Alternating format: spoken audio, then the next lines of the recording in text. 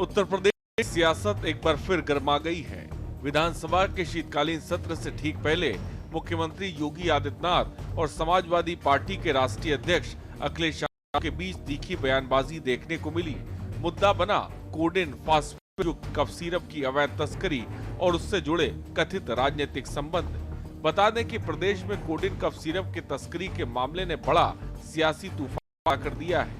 इसे हाल के वर्षों में दवाओं के अवैध व्यापार और ड्रग माफिया के खिलाफ राज्य की सबसे बड़ी कार्रवाई माना जा रहा है।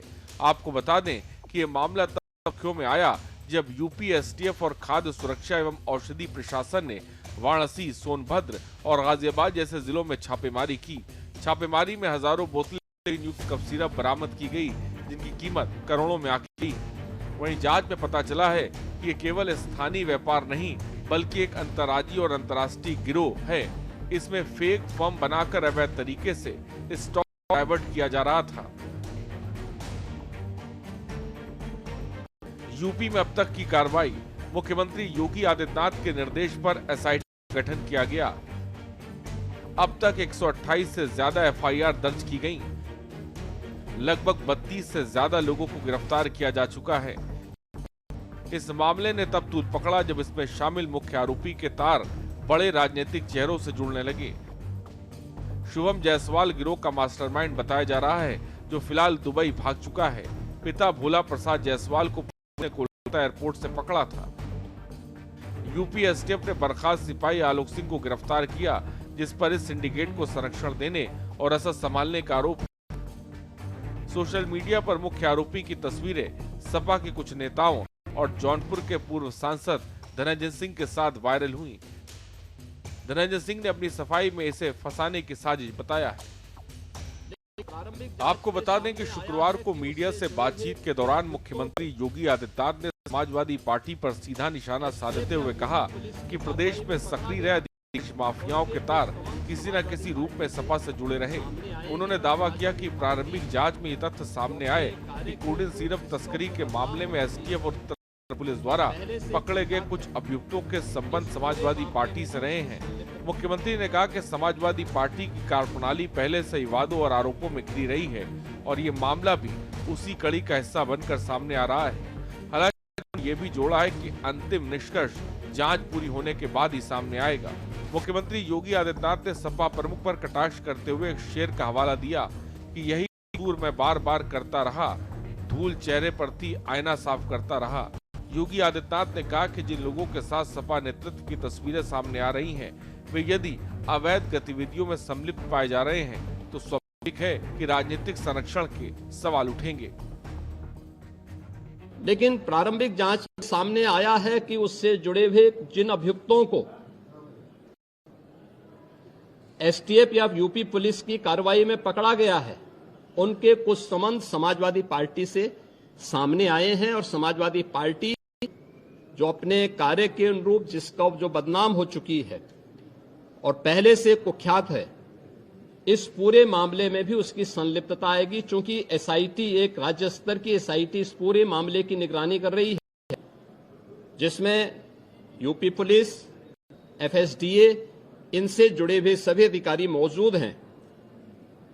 इनके रूप से तस्करी के साथ साथ इससे जुड़े हुए अन्य जो महत्वपूर्ण पहलू होंगे, किन किन लोगों के पास है, ये बातें भी सबके सामने आएंगी और इस बारे में पूरी रिपोर्ट आने के बाद ही इसके बारे में कुछ कहा जा सकता है। लेकिन ये जरूर मैं कह सकता हूं कि जो प्रमुख के द्वारा कहा जा रहा है, ये वही स्थिति है कि यही कसूर मैं बार बार करता रहा, धूल चेहरे पर थी, आईना साफ करता रहा। यानी फोटो इनकी है उन माफियाओं के साथ, तो स्वाभाविक रूप से अवैध लेन देन में भी संलिप्तता कहीं न कहीं सामने आएगी। जांच आने दीजिए, दूध का दूध और पानी का पानी सबके सामने आएगा। धन्यवाद जी। अखिलेश यादव, सपा सुप्रीमो, जब खुद फंस जाओ तो दूसरे पर इल्जाम लगाओ, ये खेल हुआ पूरा। हुक्मरान कोई नई बात बताओ। वहीं सीएम योगी के इस बयान के ठीक बाद सपा प्रमुख अखिलेश यादव ने सरकार पर लगाया, वहीं अपनी नाकामियों को छिपाने के लिए विपक्ष को निशाना बना रही है। अखिलेश ने कहा कि सरकार सजाती लोगों को बचाने की कार्रवाई कर रही है और एसटीएफ के निष्पक्ष होने पर भी सवाल उठाए। सपा प्रमुख अखिलेश यादव ने इस सरकार की विफलता बताया है। उन्होंने शायराना अंदाज में तंज कसते हुए कहा कि जब सरकार खुद गिरती है तो विपक्ष पर इल्जाम लगाती है। उन्होंने सवाल उठाया कि अगर बुलडोजर कार्रवाई अपराधियों पर होती है तो इस 1000 करोड़ के घोटाले के मुख्य आरोपियों के घर अब तक सुरक्षित क्यों है? ये बिना सत्ता के संरक्षण इतना बड़ा घोटाला हो ही नहीं सकता है। तो इसकी जांच केंद्रीय संस्था से कराएं, जिससे पता चल जाना चाहिए इसमें कौन कौन दोषी हैं। जब आएगी और समाजवादी जो लेन-देन का मामला भी सपा के नेताओं से सामने कह रहे हैं आ सकता है, तो जांच करा लें। बिना सत्ता पक्ष के इतना बड़ा घोटाला हो सकता है?